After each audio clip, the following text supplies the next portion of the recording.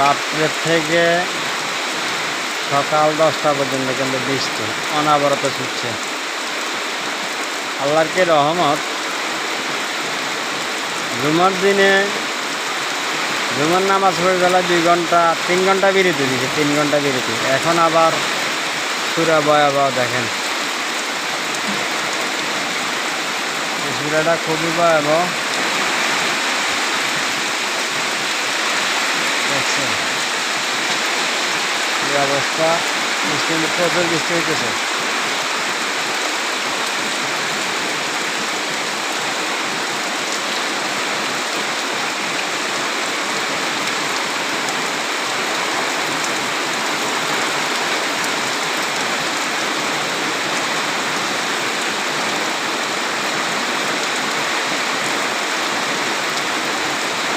বন্যা হইবার সম্ভাবনা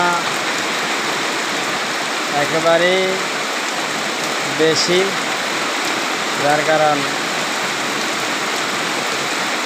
চারিদিকে তো বন্যা হয়ে গেছে। সিলেটে, চট্টগ্রাম, আবার আপনার ফেনী, এগুলোতে বন্যা হয়েছে। এখন আপনার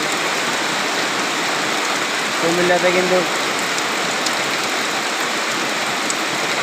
হাতরে আপনার লালিতে কিন্তু মানুষ চলাফেরা করছে, গরু গোতন বানছে আর কি।